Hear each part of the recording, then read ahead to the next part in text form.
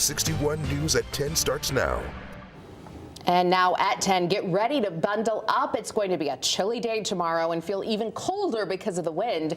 Rachel will take a closer look at your forecast in just a few minutes. But first, in 8 hours, the FAA will lift its restrictions and flights will start to go back to normal. That news came down just a few hours ago and marks a return to normalcy, at least at airports, after the longest government shutdown in U.S. history. Thanks for joining us for the Fox 61 News at 10. I'm Brent Harden. And I'm Sarah Sanchez. 40 airports in the U.S. have seen restrictions now for a week. While Bradley International Airport was not one of those airports, many of the places Bradley flies to were, and at least 14 flights were canceled at Bradley because of restrictions at other airports. Now, here are 3 things to know about this announcement. Airlines can resume their regular flight schedules at 6 a.m. tomorrow. The FAA says its safety team recommended the agency drop the restrictions after it reviewed safety trends and air traffic control staffing. The FAA also says it's aware of reports of airlines not complying with the order and that it is reviewing and assessing enforcement options. It did not say which airlines or what options it is considering. If you'd like to read more on the FAA decision, just scan the QR code on your screen and download the Fox 61 News app. We have some breaking news now at 10. Firefighters say this car rolled over, crashed into a utility pole, and now people are without power in Beacon Falls. Firefighters say this happened on Blackberry Hill Road near the bottom of the hill. The driver was able to get out on their own, but there are now wires on the side of the road, so it's closed until utility crews can clean it up. Firefighters say Eversource is on the way.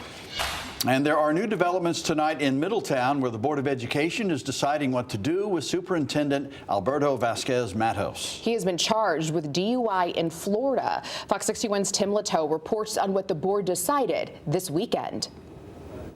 A special meeting, more than 2 hours long, Sunday afternoon, was closed to the public for much of it. But the Middletown Public Schools Board of Education is moving ahead with finding an acting superintendent. Meanwhile, board members declined to take action regarding the employment status of Alberto Vasquez Matos, who's on paid leave. We're unclear. We're hoping to move as swiftly as possible, but also maintaining as much due diligence as we need to do to ensure that whoever the interim superintendent ultimately ends up being is someone who is highly qualified and appropriate for the position.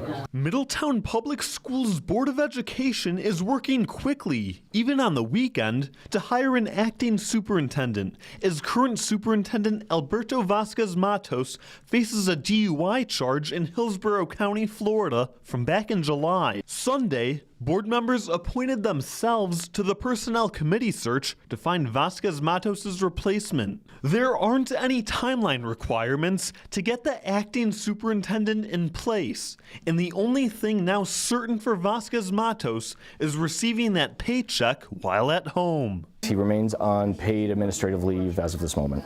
The Board of Education's 9 members unanimously voted to place Vasquez Matos on paid leave Thursday evening. Board members also don't have expectations for how long the legal process in the Florida courthouse will take, but hope to get the superintendent situation sorted out as soon as they can. So we don't have a timeline in mind, and we're not going to stick to a timeline. We want to, certainly move as quickly as possible. However, again, we want to make sure due diligence is taken and all the appropriate steps and matters are addressed. How dependent are kind of the next steps on sort of the legal kind of ramifications down in Florida that Matos faces? Unfortunately, I can't comment on that at this point in time. And the Board of Education already had a meeting scheduled for Monday evening at 6 o'clock to go over regular agenda items, but board members say Vasquez Matos will also likely be brought up there. In Middletown, Tim Latow, Fox 61. Drivers in Easton should use caution tonight. Reading Road is closed near Route 58 because of trees on power lines with no estimated reopening time. Route 58 southbound is blocked by a fallen tree just before Burr Street. And Route 136 westbound is partially closed about 200 yards before Route 58, where flooding in a pine tree are blocking the lane there. People are urged to avoid the area and find another route.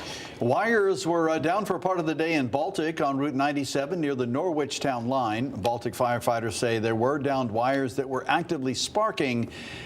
But apparently those have been closed. We know, or those have been fixed. The road is back open tonight. I don't know about you, Brett, but when I was out and about today, I felt like that wind that we had, it wasn't that bad, but it was a little bitter, a bit more than the winds we've seen last week. Pulls the temperatures down, and it slices right through you. Yeah, it does. Yeah, Chief Meteorologist Rachel Frank here now with the first check of the forecast. Rach? Yeah, biting. The wind is like, it was biting. I feel like that's the way to describe it. And that wind is, as Brent mentioned, bringing in the cold on Monday. Monday is going to be the coldest day of the week. Although we do see a temperature rebound after that, we do stay below average right through Thursday. Here's a look at winds gusting as high as 23, 19, 25 miles per hour. And we could overnight still see gusts as high as 30 to 40. But I think the worst of the winds today are over. There are also a few snow showers out there in northwestern Connecticut, a few flakes mixing down in Litchfield County. I think these will be resolved or gone as we head towards daybreak, but I can't rule out a lingering flurry in northwestern Connecticut just to start off the day. But the bigger story really is the cold. Not so much tonight. We've seen temperatures like this many times. Overnight lows right around 30 as we head towards daybreak, mid-30s for the New Haven area. But the bigger story is the chill. High temperatures tomorrow will only make it into the low 40s for most of the state, upper 30s for a high temperature in Torrington. And when you factor in the wind, it'll really feel like the 20s and 30s through much of the day. But we'll talk about that temperature rebound to follow and when rain returns coming up. Rachel, thank you. A 19-year-old man is dead and 2 others are hurt after a crash in Branford late last night. Police say 2 cars crashed near North Main and Cedar Streets just before midnight. All 3 victims were taken to the hospital, where police say the 19-year-old later died. Police have not released his identity, but did say he is from East Haven. Police are asking anyone with information about that crash to give them a call. A reminder from police tonight to motorcyclists to wear helmets and follow traffic laws after a crash in Bridgeport. 35-year-old woman is in critical condition, hurt while on a motorcycle. Police say it happened this morning at Main Street and Goldenrod Avenue. The driver of a car turned left into the path of that motorcycle. The driver is cooperating with police and was not hurt. And Westport firefighters say a routine crash call turned dangerous. It happened early this morning. A crew was already on scene at a crash when a second crash happened just a few feet behind their truck. Firefighters say a tow truck that was heading to the first call was hit at a high speed by a driver of an SUV pulling a trailer. Both vehicles were heavily damaged, but firefighters say everyone involved was able to get out on their own. Well, tomorrow, more speed cameras will be activated in Middletown. They are located in a couple of areas where police say they've noticed too many drivers exceeding the speed limit. The first site is on Country Club Road, east of Higbee Road. There are cameras in both west and eastbound lanes. The speed limit there is 25 miles per hour at all times. And the second site is the Spencer Elementary School zone. Cameras have been added in, again, both west and eastbound directions on Westfield Street between McCormick Lane and Bailey Road from 8 to 9:15 a.m. and 3 to 3:45 p.m. The limit there is 20 miles per hour. At all other times, it's 30. Warnings for both sites begin tomorrow, but police will start giving out citations on December 22nd. Well, tonight we've confirmed a major Connecticut city wants to be the latest to add speed cameras. The Hartford mayor's office says a plan has been approved, and the goal is to cut down on dangerous driving and keep our community safe, especially in school zones. Fox 61's Stefan Reels shares what we know so far. This is Capital Preparatory Magnet School, and soon this school zone could have a speed camera installed in it. And it could soon also be part of one of the largest speed camera installations in Connecticut. Is this intersection dangerous? Yes. I think I've witnessed at least 5 to 6 accidents here.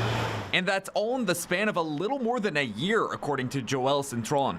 He lives nearby Capitol Prep, one of the 11 school zones that could soon have speed cameras installed under a plan recently approved by the Hartford City Council. Yes. Pass. Work on the new cameras has been in development for months. In June, a presentation gave a glimpse at where these cameras could go. Among the locations, McDonough Middle School.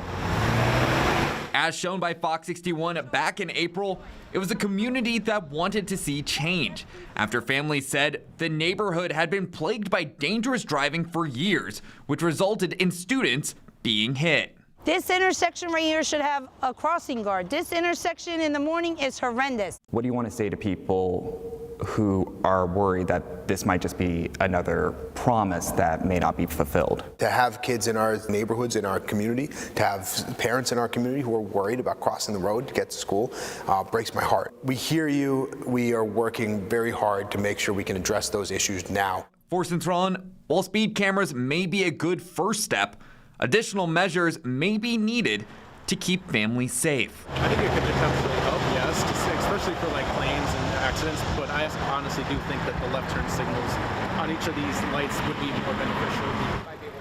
The ball is now in the court of the Connecticut Department of Transportation, which now just has 2 months to either accept or deny the city's plan. In Hartford, Stephen Reels, Fox 61. West Haven officials are also considering speed cameras near schools. In a city council meeting last week, the mayor said she gets calls about people driving past stopped school buses. She also said they are having to use police to monitor the area, which costs them a lot of overtime hours. At that meeting, the city council approved an ordinance that allows for speed cameras, but the city still needs to conduct a study on where to place the cameras, approve those locations, and then choose a vendor.